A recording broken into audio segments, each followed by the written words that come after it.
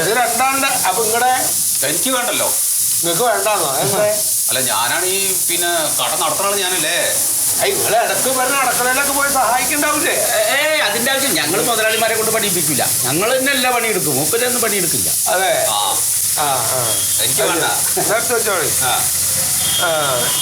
ശരി. എനിക്ക് വേണ്ടത് മറ്റേ അക്ഷയയിൽ പോയപ്പോ പറഞ്ഞവരേ. അതെ. അവര് പറയേ വേണ്ടെന്ന്. എന്നാ ഈ പണിക്കാർക്ക് പോസ്റ്റാഗ് ഉണ്ടോ? പോസ്റ്റ്മാൻ 12 മണിയാവും വരാൻ. പോസ്റ്റ്മാൻ അല്ല പറഞ്ഞ കേൾക്കില്ല ഉണ്ടല്ലേ.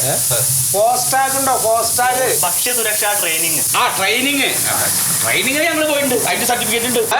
എടുക്കണ്ട. ചോദിച്ചാൽ ഉണ്ടെങ്കിൽ കുഴപ്പമില്ല. അത് ഉണ്ടോന്ന് അറിയാൻ വേണ്ടി ചോദിച്ചാൽ. ട്രെയിനിങ്ങിന്റെ സർട്ടിഫിക്കറ്റ് വേണമെന്ന് പറഞ്ഞുകൊണ്ട് എടുത്താണ്. കാരണം എനിക്ക് അതിന്റെ ആവശ്യമില്ല. ഞാൻ 12 വയസ്സിൽ ചായ അടിക്കാൻ തുടങ്ങിയതാ. 3000 പേർക്കുള്ള ബിരിയാണി ഞാൻ ഒറ്റയ്ക്ക് വെക്കും. ഭയങ്കര ഫേമസ് ആയിട്ട് ബിരിയാണി. ശരി. അത് വല്ല കല്യാണ വീട്ടിൽ പോയി വെച്ചാൽ മതി. ഇവിടെ വെക്കണമെങ്കിൽ ഇതൊക്കെ വേണം കേട്ടോ. എവിടെ താമസിക്കണേ? ഞാൻ വീട്ടിലാ. ഭാര്യ 2 കുട്ടികളും ഉണ്ട്. ശരി. നിങ്ങളോ? ഞാൻ വീട്ടിൽ തന്നെ. പക്ഷെ വരാൻ തീരും. കിടക്കൽ വരാൻ തീരും. ശരി. ഇവര് താമസിക്കുന്നിടത്തൊക്കെ പോകലൊക്കെ ഉണ്ടോ? അല്ല അതിപ്പോ എന്റെ അയൽവാസിയാണ്. അല്ല അറിയാം. ആ പൊളിഞ്ഞമ്പലത്തിന്റെ കഴിഞ്ഞിട്ട് ആ വളവില്ലേ, അവിടെയാണ് വീടിന്റെ. അതെ. എന്നും കാണുന്ന ആൾക്കാരല്ലേ. വീട്ടിൽ നിന്ന് പോകേണ്ട കാര്യമില്ലല്ലോ. എന്നെ മുതലാളി എന്നല്ല, വീട്ടിൽ നിന്ന് ആരും അങ്ങോട്ട് കേറ്റൂല. ശരി. നിങ്ങളിപ്പോ ഡെയിലി പേര് വീട്ടിൽ ചെന്നിട്ടേ ലോഹ്യം പുതുക്കേണ്ട കാര്യം അറിയാനല്ല ഞാൻ ചോദിച്ചത്. കണ്ടിന്യൂസ് ഇവാലുവേഷൻ സർട്ടിഫിക്കറ്റ് എന്ന് പറഞ്ഞ സാധനം ഉണ്ട്. അതുണ്ടോ കയ്യില്? Continuous evaluation certificate. അതായത് തൊഴിലാളികൾ താമസിക്കുന്ന സ്ഥലം നിരന്തരം ചെന്ന് സന്ദർശിച്ച് അന്വേഷിച്ച് അവിടെ ഹൈജീനിക് ആണോ അല്ലയോ എന്ന് തിരിച്ചറിയണം. എന്നിട്ട് അത് എന്താണ് എന്നുള്ളത് റിപ്പോർട്ടാക്കി തയ്യാറാക്കി ഇവിടെ വെക്കണം. ഞങ്ങളെ പോലുള്ള ഉദ്യോഗസ്ഥർ വരുമ്പോ കാണിച്ചു തരണം.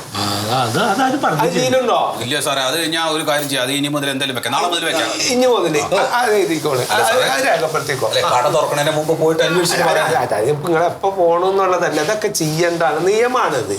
ഈ തൊഴിലാളി ഇത് ഭക്ഷണം കൊടുക്കണ സ്ഥല അല്ലേ?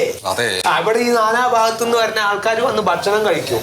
നിങ്ങൾ ഈ തൊഴിലാളികളൊക്കെ അന്തം കൊന്തല്ലാണ്ട് എവിടെയെങ്കിലൊക്കെ അങ്ങോട്ട് പോയി താമസിച്ച് അവര് മറ്റേ വിസർജിക്കുന്ന സ്ഥലം ഏതാണ്, അവര് മറ്റേ ഇതൊക്കെയാണ് ഹൈജീനിക് അല്ലാച്ചാല് കോളറ മുതലുള്ള സകലമായ പകർച്ചവ്യാധികളും ഇവർക്കൊക്കെ ഉണ്ടാവും. അത് ഈ വരുന്ന നാട്ടുകാർക്കൊക്കെ കൊടുക്കും. അതില്ലാണ്ടിരിക്കാനാണ് ഞങ്ങൾ ഈ പരിശോധനക്കൊക്കെ ഇറങ്ങണേ. അപ്പൊ ഇതൊക്കെ ഉണ്ടാവണം. നിങ്ങൾ മുതലാളി അല്ലേ? മുതലാളികളൊക്കെ പോയി അന്വേഷിച്ച് രേഖപ്പെടുത്തണോ ദിവസം. അപ്പൊ അത് ചെയ്തിട്ടില്ല. പൊന്നി ചെയ്യാന്നാ പറയണേ കേട്ടോ. അപ്പൊ ഈ ടോൾ ഫ്രീ നമ്പർ എന്താ രേഖപ്പെടുത്തപ്പെടെ പ്രദർശിപ്പിക്കാത്തത്?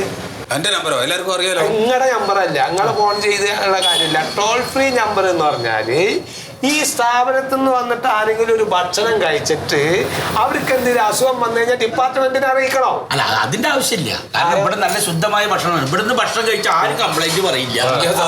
സാറേത് ഡിപ്പാർട്ട്മെന്റിലെ ഉദ്യോഗസ്ഥനാ? അല്ല, ഞാനിവിടെ കുക്ക്. അതെ.